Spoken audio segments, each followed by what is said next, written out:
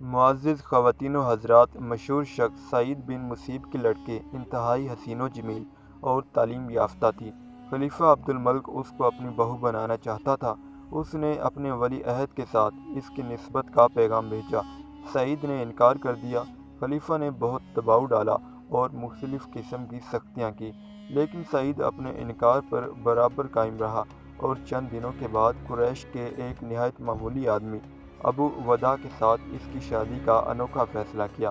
نہایت معمولی آدمی ابو وداع سعید کے ادنا شاگردوں میں سے بھی تھے۔ اس شادی کے بارے میں خود ابو وداع کہتے ہیں کہ میں سعید کے پاس پابندی سے جا کر بیٹھا کرتا تھا۔ ایک مرتبہ چند دنوں کی غیر حاضری کے بعد جانے کا اتفاق ہوا۔ سعید نے پوچھا، اتنے دنوں تک کہاں غائب رہے؟ میں نے کہا، میری بیوی کا انتقال ہو گیا تھا، اس لیے حاضر نہ ہو سکا۔ سعید نے فرمایا، مجھے خبر کیوں نہیں دی؟ میں بھی تجہیز و تکفین میں شریک ہوتا۔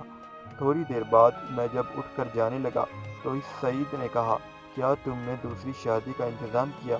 ابو وداع کہنے لگے کہ میں غریب نادر 2-4 پیسے کا آدمی ہوں، میرے ساتھ کون شادی کرے گا؟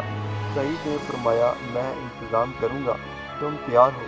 میں نے کہا، بہت خوب۔ سعید نے اس وقت 2-3 درہم پر میرے ساتھ اپنی بیٹی کا نکاح پڑھوا دیا۔ جب میں وہاں سے اٹھا تو فرط مسرت سے میری یہ سمجھ میں نہ آتا تھا کہ کیا کروں۔ گھر پہنچ کر رخصتی کے لیے فکر میں پڑ گیا۔ شام کے وقت سعید نے اپنی لڑکی کو اپنے ساتھ چلنے کا حکم دیا۔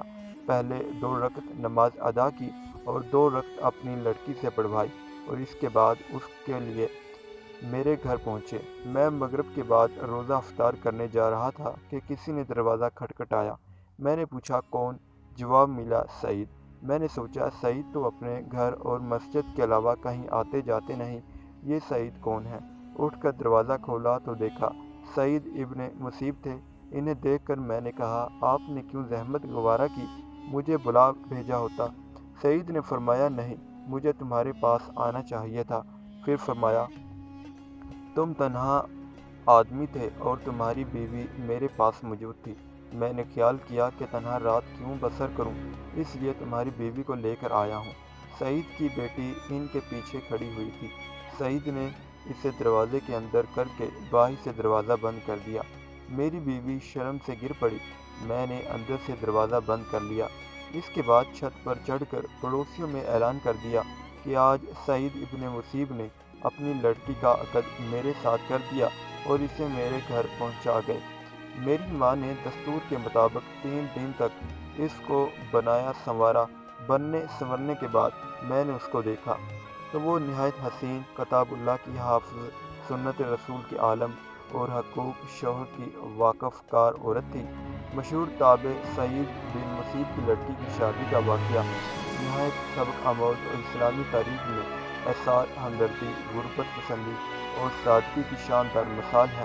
اس واقعے سے یہ عبرت آموز سبق ملتا ہے کہ ایک پڑھی لکھی حسین و جمیل لڑکی جو ایک جلیل القدر تابع کی بچی تھی، شہر میں اس کے علم اور حسن و جمال اور سیرت و کردار کے چرچے تھے۔